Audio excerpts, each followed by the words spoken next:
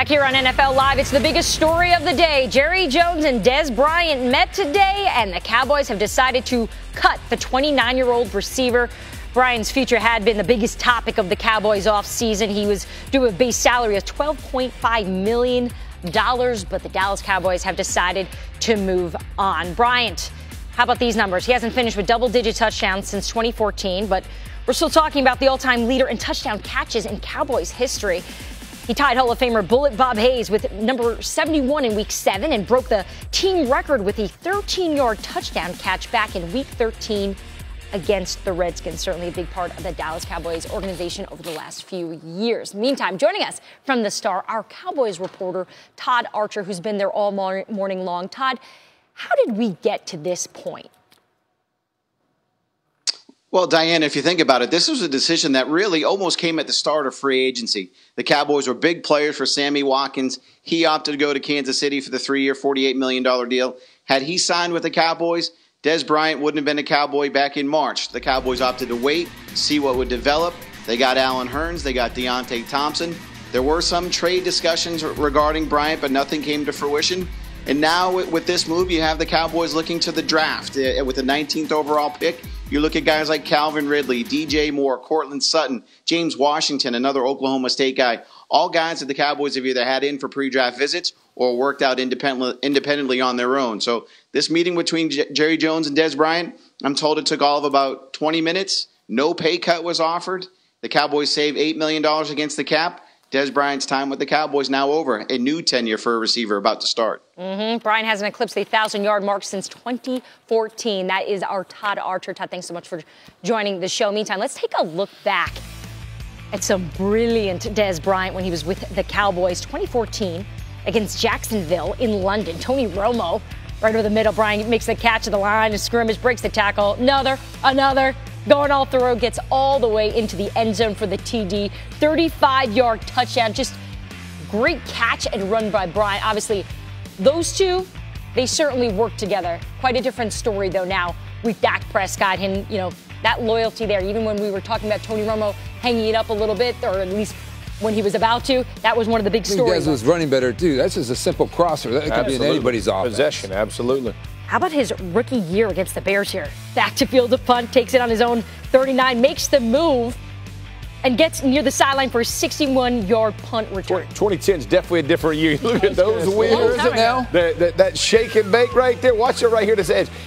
Gave it to him. Oh, it's 2018? Oh, my word. Exactly. That is Chris, wheels, 2018. We're That's talking fantastic. 8 years ago. Good math, mate. All right, how about let's go to 2011 here. This is against the Bills. Watch Romo here. Fires this down the right side. Bryant up for the hole, brings it in. What a play this was. That's what he can do. That's an important clip right there, because the best of Dez Bryant was even when he was covered, he was open. You threw it up, and it wasn't a 50-50. It was a 75-25. Number 88 was coming down with it. All right, how about 2016 against the Lions here? Dak Prescott now. Deep left side here. Bryant, one-handed touchdown catch. Somehow corrals that ball there with his left hand. And again, this is what he's going to have to do wherever he goes. He's not going to be wide open. He's going to have to make contested catches, continue to be that guy, be a possession guy underneath, make plays with his feet afterwards, but he's going to have to be able to continue to make plays that way. Yeah, that was 2 seasons Which means your quarterback has to be a pinpoint accurate guy. Yep. Yes. All right, let's go 5 years ago then against the Packers. Romo here, throws back, all of the end zone here, and then there's Bryant there that makes the catch. Double coverage, too. Yeah, and just pristine body control, concentration, field awareness of where you are to toe tap in the back of the end zone. Unbelievable stuff right there. When they talk about separation and his inability to do that, doesn't seem to be a problem in any of these highlights. Well, listen, Michael Irvin, the Hall of Famer, was not a guy who really separated, but he also had Troy Aikman, who was one of those accurate passers in the history of football, throwing him the ball. And, let's face it, they had a running game, too. All right, the Lions here. This is 2013. Romo throws that jump up to the end zone, and he just gets up and brings this right back down, one-handed, comes down with the ball, and probably most importantly, 2 feet right in there for the touchdown. Insane, fired up on the sideline, and guys, the biggest question here is he still this guy? This is, of course, a highlight reel. This is the best of Dez Bryant over his 8-year career with Dallas. But does he still have any of this left? Well, was he in 2017? No, he was not that guy. But a former teammate of his, DeMarco Murray, showed that even in the middle of your career, you can have a cratering season like Murray did in Philadelphia and then recapture some magic like he did in Tennessee. So I think that's the question, Jeff, is can it be resuscitated, brought back out from inside of Des Bryant? Yeah, I definitely think so. I think, again, he's not going to be year one. He's not the guy you're going to target and find on each and every down. But he is definitely capable of making something happen, getting open, making some plays that can help your offense. Again, this is not a guy that, how close to 70 catches last year? So he's getting, he can get there and make plays for you. He's just not a guy you can overpay or have expectations. One thing that I think goes kind of under the radar with him too is that I liked about him as a receiver is in the fourth quarter, he does want the rock. One thing about him, he does not shrink away from great the ones do. He wants to go get it. He wants to be part of the action. As a guy who was in a prolific passing attack, every good receiver wants that. They all think they're open, even if they're triple covered, but he's that type of mentality in the huddle that you like to see because when the lights get big, his face gets bigger. He gets more excited for the moment. I do think those lower leg injuries took their toll. Hurt also. Absolutely. All right, let's move on from talking about Des, and let's just look at this Cowboys roster in terms of their receiving core. What's left here?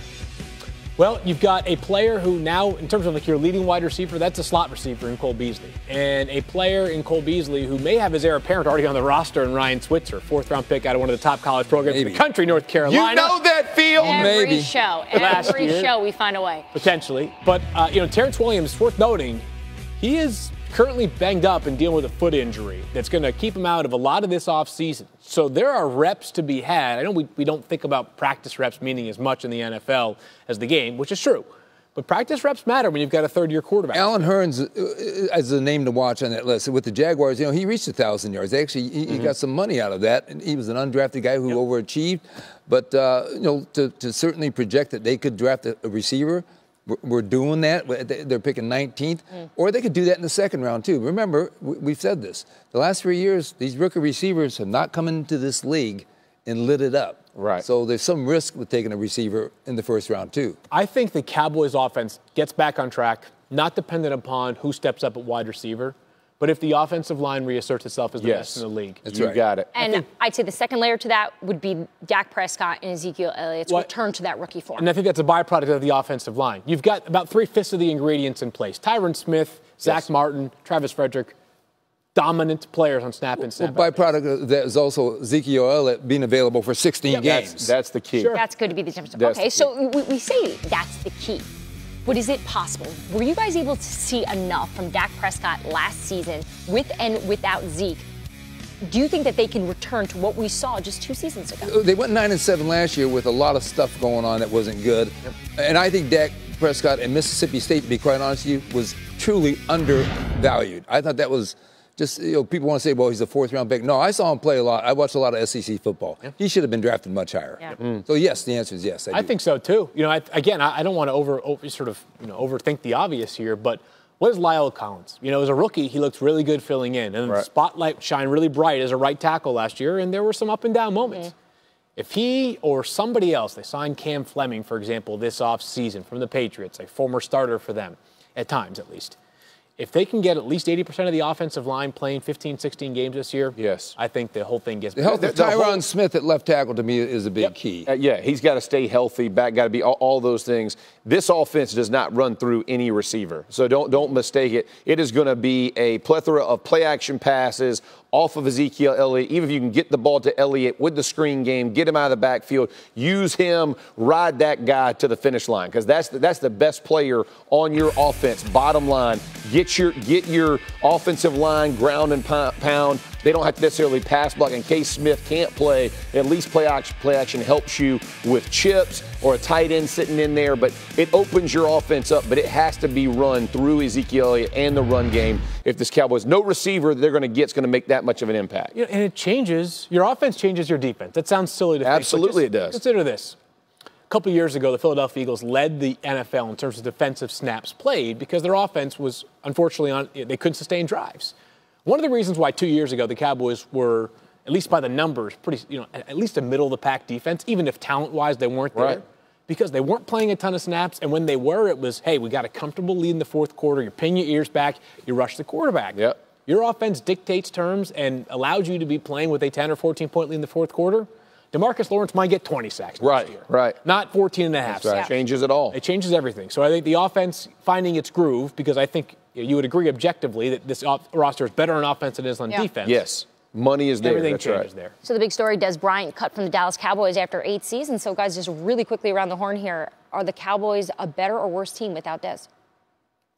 I mean, I think from a talent standpoint, they're inferior. But I think given all the factors and dynamics involved, I think this team will emerge as a better team than it was last season. They're a better team if Zeke Elliott plays 16 games, period. Yep. Yeah, I agree. I mean, I think You're right I in there agree. with them. It's all agreed. Yeah, all right.